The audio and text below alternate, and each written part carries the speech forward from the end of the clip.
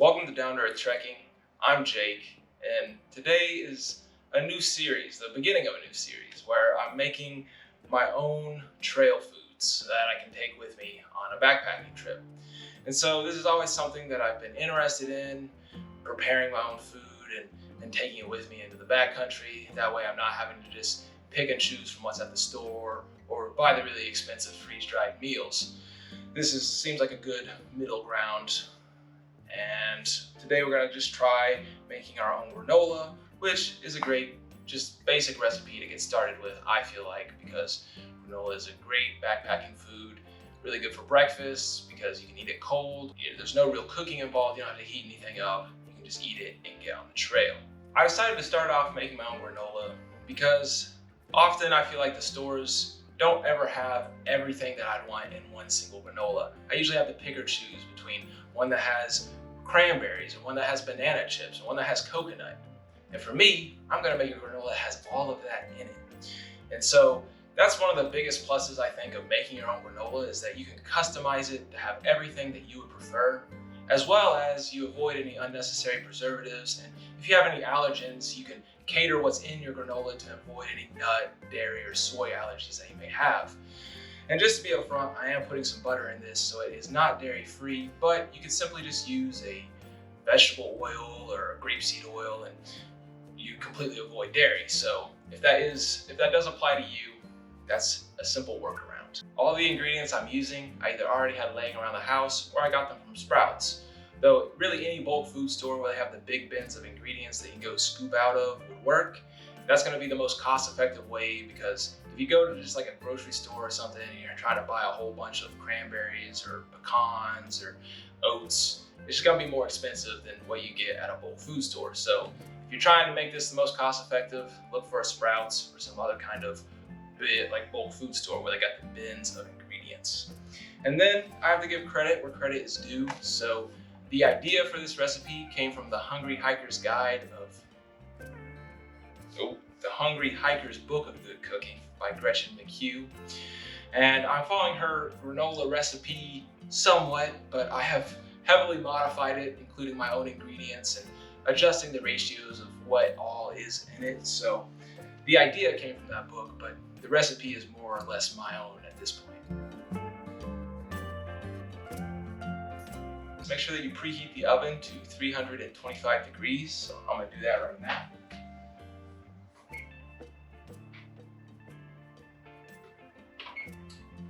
And all the measurements of my ingredients I have listed in the description, so feel free to check that out if you want to know the exact measurements and follow along with this recipe. And then everything will mix except our dried berries. So if you're using any raisins or cranberries or cherries, you want to save those till after you've baked the granola, because if you do bake those, it's just going to dry them out even more and they're going to become really solid and they won't be enjoyable to eat. But if you do have any kind of dried fruits like banana chips or coconut shreds or anything like that, those are just fine to be baked. It's not really going to change the texture of them any. Now it's time to mix up all our ingredients. So we'll start off with our rolled oats. So just dump them here into the bowl. Get any stragglers that are left behind. And then next will be pecans. And then coconut shreds. And we got some banana chips. And some chia seed.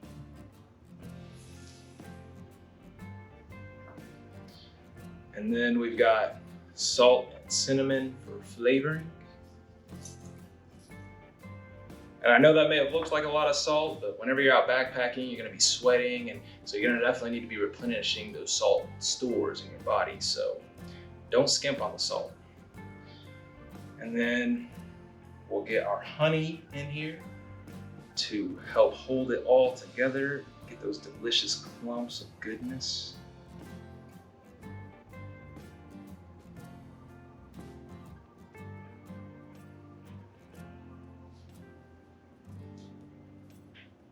So a little bit of butter just to give you some good oils and also just help to hold everything together as well. And that's everything except my dried berries. So we'll start mixing it all together here. Move this over a little bit.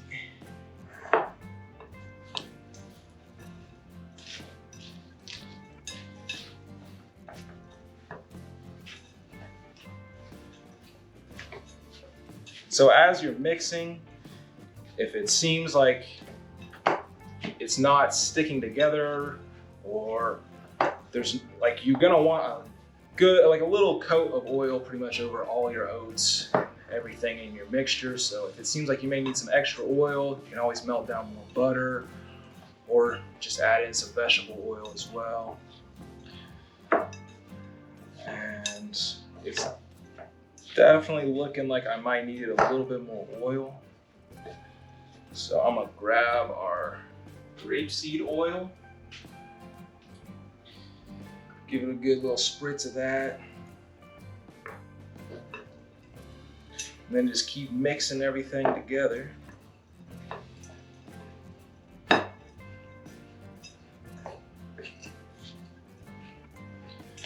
That's definitely looking better.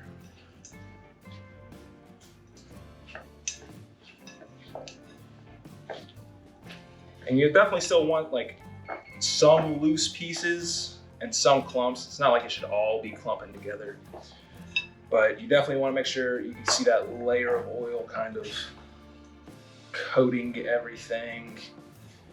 And then, I mean, I really like honey, so I think I'm gonna give it a little bit more of that as well.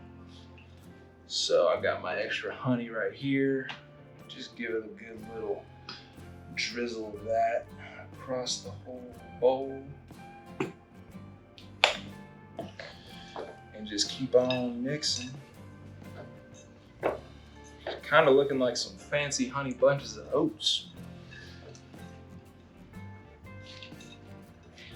That is looking really good to me.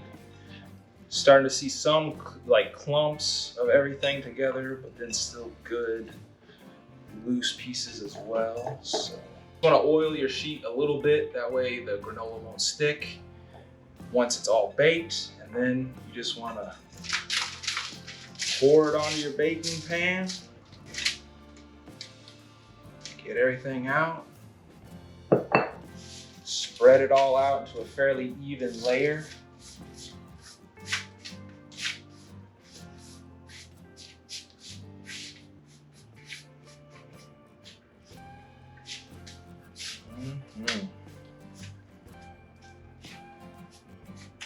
That smells good already and it hasn't even been baked yet.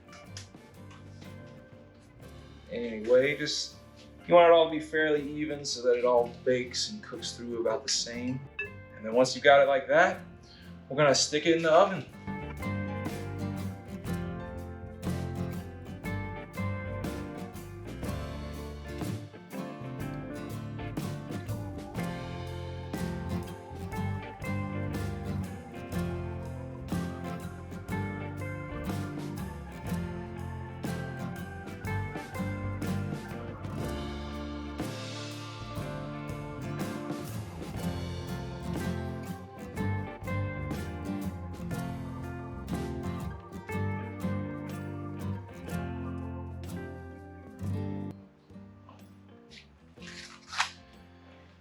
All right, so here we go. This is the finished product, and I ended up baking it for about 30 minutes, and about at every 10-minute interval, I would come in and stir around the granola just to keep anything from burning. And so what you're really looking for is just a good golden brown like color on your oats and everything. So that's exactly what we have now. And all you gotta do now is just let it cool, and we can go ahead and pour over our dried berries and let those just sit on top. And as everything cools, we can mix it all together.